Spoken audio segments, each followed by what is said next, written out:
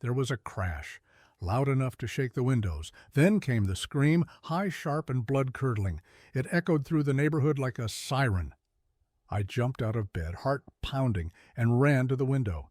And there she was, Karen, the queen of lawn inspections, the HOA's self-declared enforcer, tangled in my fence like a cat caught in Christmas lights. Her wig, yes, a wig, was smoking, thin strands of melted blonde hair curling into the sky. She flailed, screamed again, then tripped over her own feet and face-planted into my rose bushes. It would have been funny if it wasn't so insane. The porch light had snapped on, spotlighting the madness like some twisted suburban stage show. And all I could think was, she had no idea. No idea the fence was electrified. No idea why I built it in the first place. Because this wasn't just about fences. This was about survival. And 2 months ago, it wasn't Karen I was trying to keep out. It was something far worse. And now, she'd just made the worst mistake of her HOA career. When I first moved here, all I wanted was peace. The kind of peace you can only get in a quiet tree-lined neighborhood, fresh air, early mornings, a little coffee on the porch before work. And then, on the fourth night, it all shattered. I woke to a sound like thunder, but closer, heavier. I rushed to the window, and there they were, wild boars. Not one, two, massive, snorting, slamming their tusks into my trash bins. One had his head down, plowing through my garden like it was a buffet. The other rammed the fence twice, then backed up like it was testing it. Then it charged again. I threw open the window, yelled, clapped, even tossed a rock. Nothing. They didn't care. They took their time tearing through everything I'd planted, and then they wandered off, like they owned the place. I called animal control the next morning. You know what they told me? Try a fence. That's it. No patrol. No solution. Just get a fence. So I did what any determined, slightly pissed-off homeowner would do. I researched. Turns out, electric fencing was legal in our county.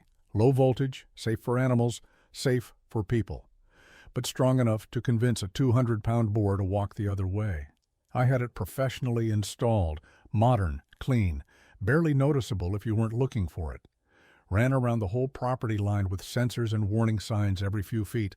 Bright yellow. Couldn't miss 'em. Electric fence, do not touch. I didn't want drama. I just wanted safety. And for a few weeks, I had it. No more garden raids, no more crashing in the middle of the night. The fence worked. It gave me back the peace I'd moved here for. And I thought that was the end of it. But then she moved in. Karen. And to her, that fence wasn't protection. It was a problem, and she made it her mission to tear it down, piece by piece, wire by wire. What she didn't know was, I hadn't just built a fence. I'd built a boundary, and crossing it would change everything. She showed up on a Thursday, pulled in with a spotless white SUV, 2 barking poodles, and a moving crew that looked like they'd been coached to only touch things wrapped in bubble wrap and labeled fragile. Her yoga mat was the first thing off the truck. The second was a giant wooden sign that said, Live, Laugh, Love, in looping gold letters. I knew right then. Peace had an expiration date. At first she played the part, friendly waves, sugary smiles, the usual suburban neighbor routine. But within 3 days the question started. Is that your fence? What kind of energy does it use? Have you considered how it looks from the street? I told her it was legal, safe, necessary. I even showed her the warning signs and offered to explain how it worked. She wrinkled her nose like I'd invited her to sniff a dead skunk. Oh, we don't do electricity like that in the neighborhoods I've lived in, she said. It's just not elegant. That's how it began. The subtle digs. The questions disguised as concerns. And soon, the fake smiles weren't covering up the real attitude. She told other neighbors I was running a perimeter prison. Said the fence was dangerous. Said it scared her dogs, Precious and Dio, who wore sweaters and had more Instagram followers than I did. Then she started calling the HOA. I got my first friendly violation notice a week later. Unapproved fencing, it said. I forwarded them the official approval I'd gotten months ago. No response. 2 days after that, I found a note in my mailbox.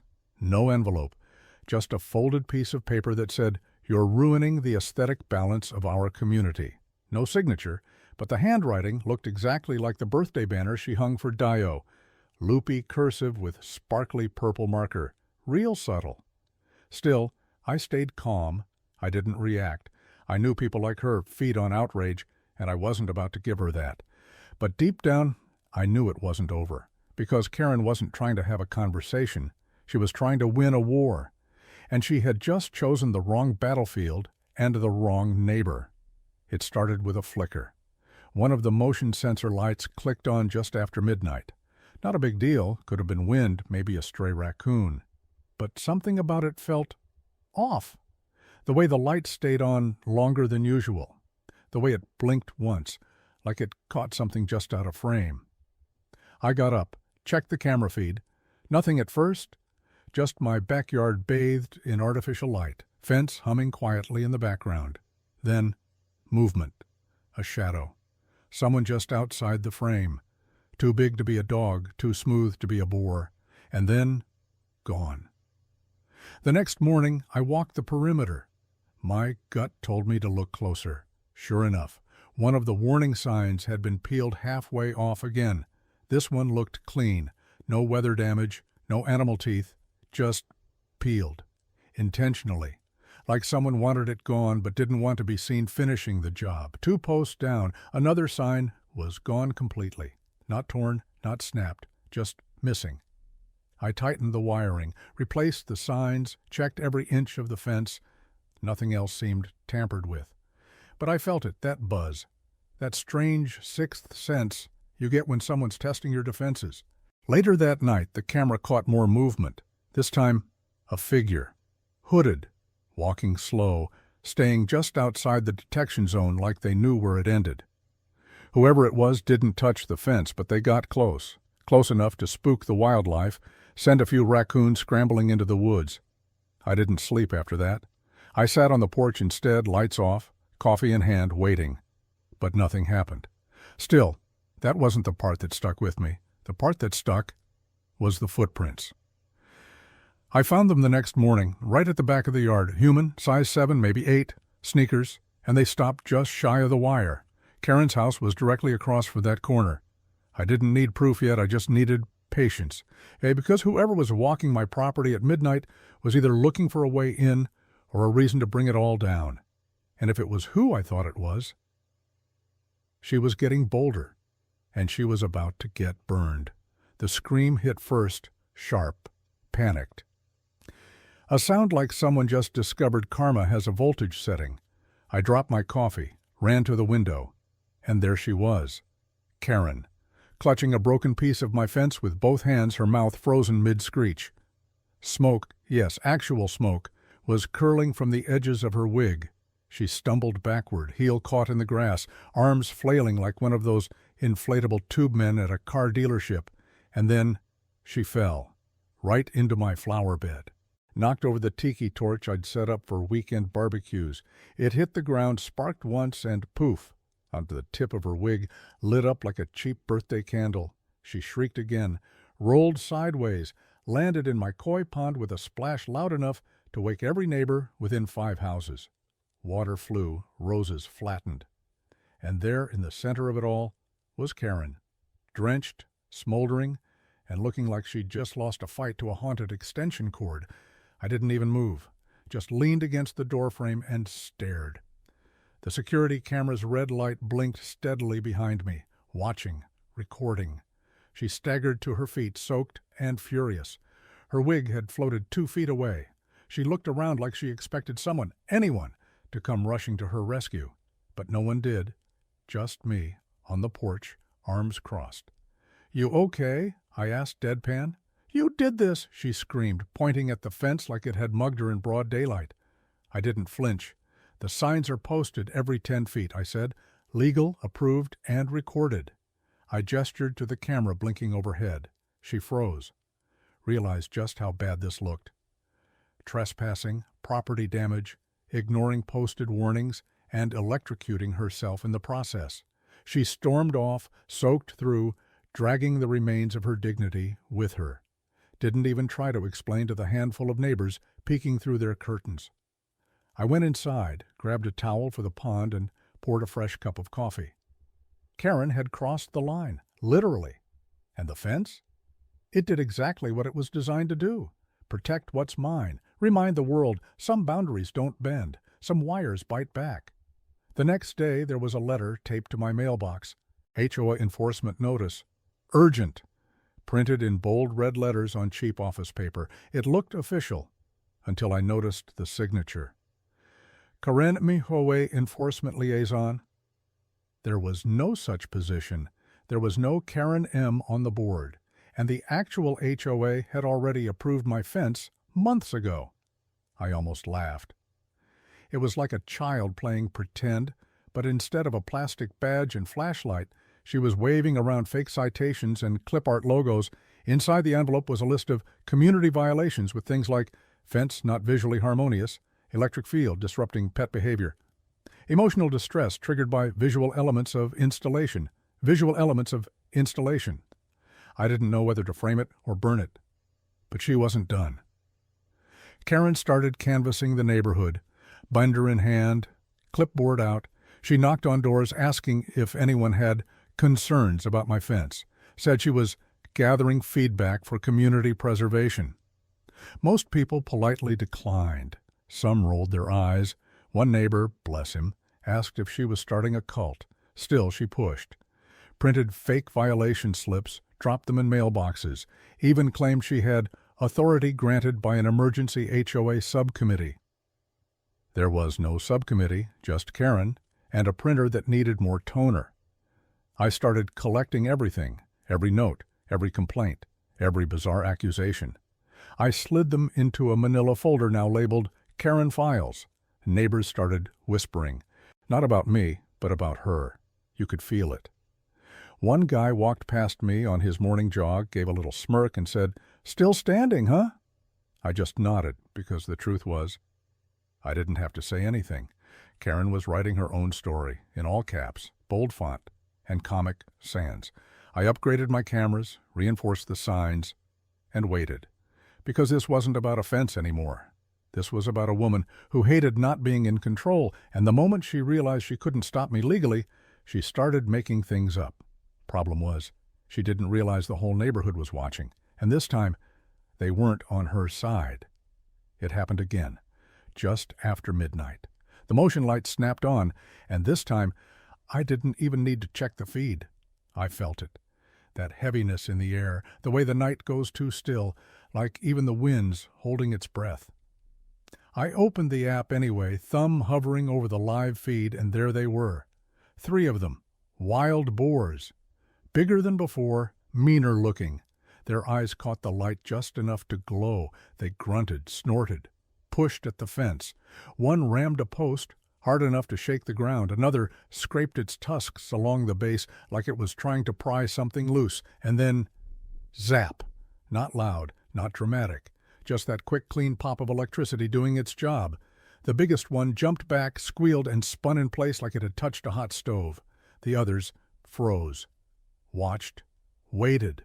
Then, slowly, they backed off. Not in fear exactly, more like respect. They'd tested the line. The line held. I watched from my porch, silent. Didn't move, didn't cheer, just sipped my coffee and let it sink in. The fence worked. Again, exactly like it was meant to. And that was the part Karen couldn't understand. This wasn't about being difficult. It wasn't about property values or visual harmony. It was about real safety. That fence had stopped something dangerous from breaking in. Again. I took screenshots from the footage, still frames of the boars at the wire, sent them to the HOA board with a note. This is why it matters. This is why I built it. Didn't get a reply. Didn't need one. Because later that day, I overheard one of the board members talking to a neighbor. She wasn't exaggerating about those animals, he said. That fence might be the only reason we haven't had property damage all over the street. Meanwhile, Karen was doubling down, still leaving notes, still muttering about energy fields and neighborhood vibrations. But people were starting to look at her differently, like maybe the crazy wasn't coming from the fence after all.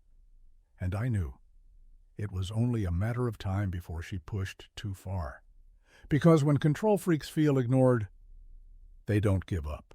They explode. The sound hit me like a punch to the chest, a chainsaw, not in the distance, not some tree crew 2 streets over. It was right outside my window. I shot up from the couch, heart already racing, moved to the door, opened it slowly. And there she was, Karen, on my lawn, wearing a sun hat, heels, and a determined look that said, "This is my moment."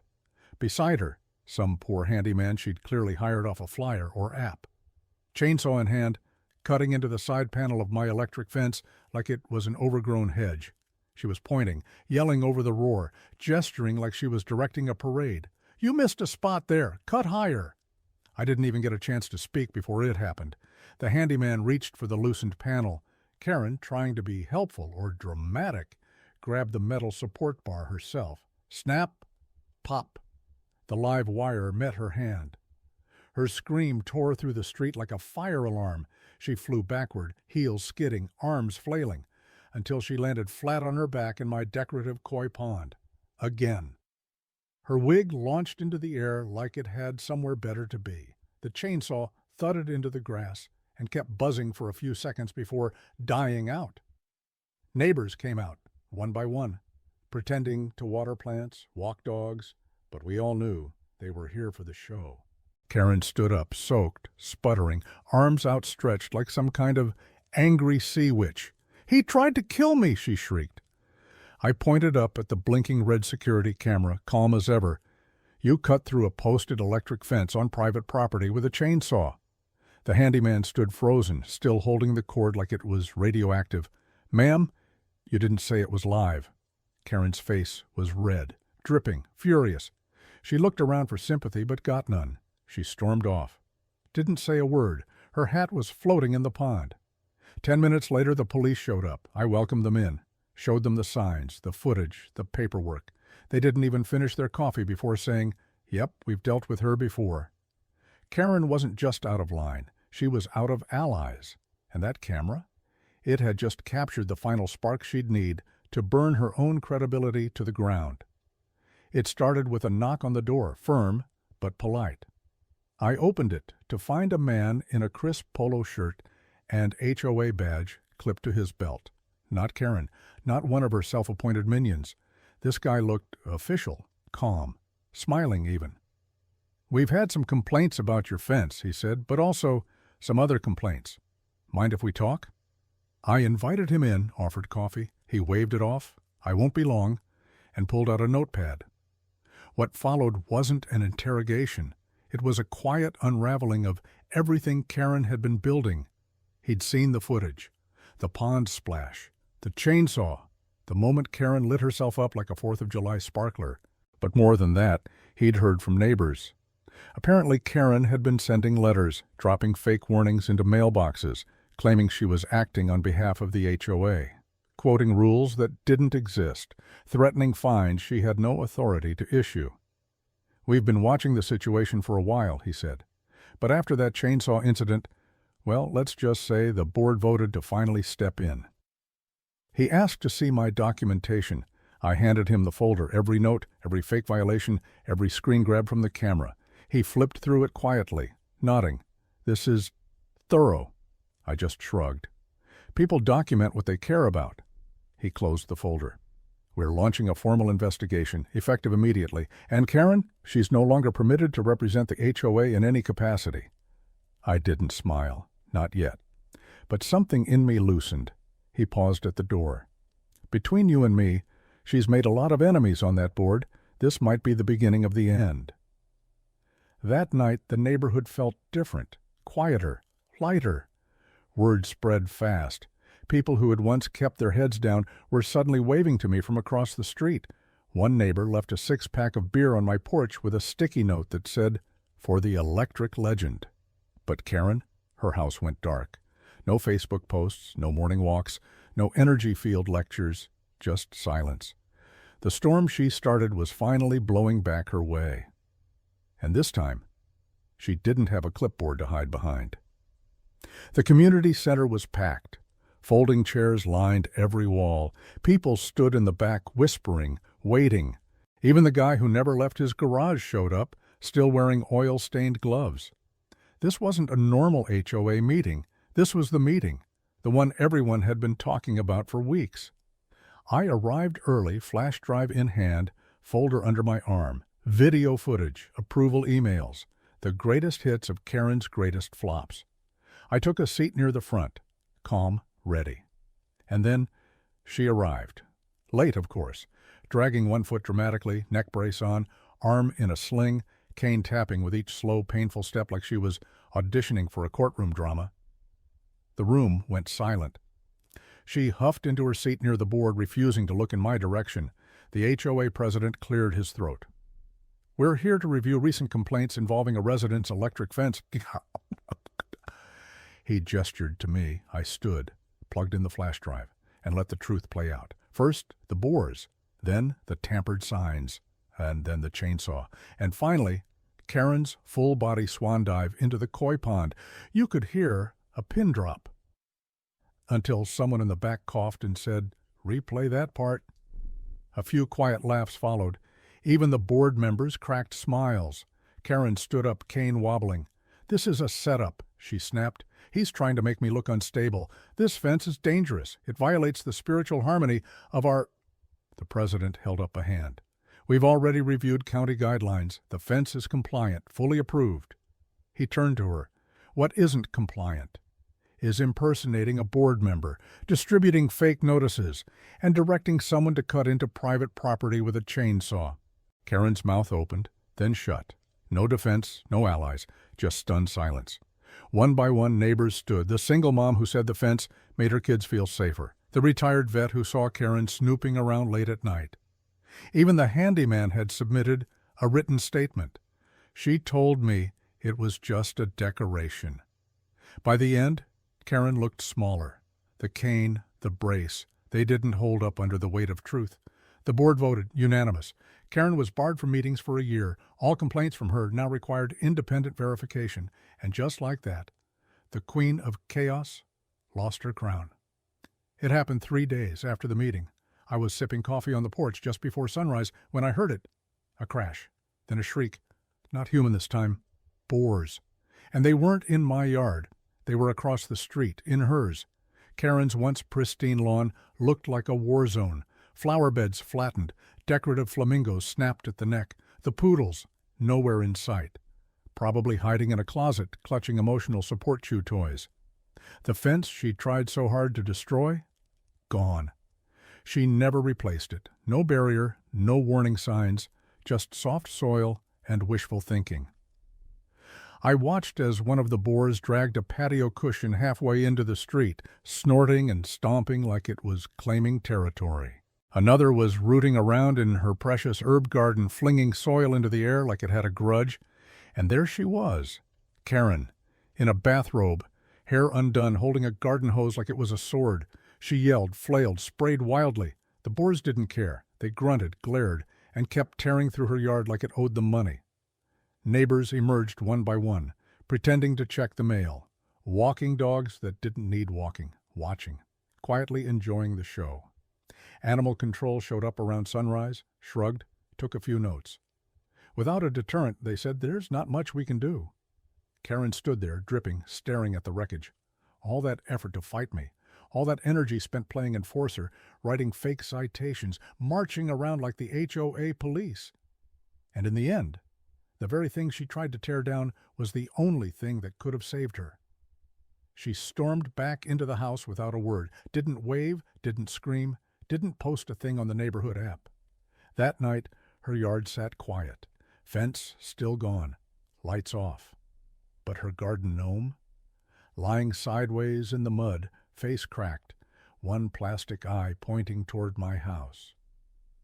I leaned back in my chair and smiled, because some people learn the hard way, and some people get a lesson straight from nature. No HOA ruling, no arguments, just dirt, tusks, and consequences. It started quietly. A moving truck, early morning, midweek, no warning, no farewell, just a slow parade of beige furniture and overstuffed boxes labeled "Fragile" in glitter pen. Karen was leaving. She didn't wave, didn't yell, didn't even come outside. The movers did all the work, carrying out fake ferns, motivational wall signs, and what I assumed were the last remains of her failed reign. The poodles barked from behind the front door, once, maybe twice, then silence. By noon, the house was empty. By sunset, a for sale sign appeared in the front yard, and just like that, the storm was over. The neighborhood shifted, you could feel it. People started talking again, smiling longer. Kids played outside a little later. The energy Karen once tried to manage with her clipboards and complaints had returned, loud, warm, unbothered. A few neighbors even stopped by with snacks and thank you notes. One family brought cookies shaped like little fences. I didn't ask how. I just laughed and poured the coffee. The HOA president came by the following week, shook my hand, handed me an envelope. Inside, a thank you letter. Next year's HOA dues waived, and a handwritten note that said, "Thanks for keeping us safe." I didn't feel like a hero. I hadn't set out to fight anyone. I just wanted peace. A place where I could sit on the porch, breathe deep, and know my home was protected. Now I had that again. The new family that moved into Karen's old place. Young couple, kind smiles. First thing they asked was, "Hey, what kind of a fence is that? Looks smart." I told them. Later that week, I helped them install their own. Low voltage, legal, fully approved.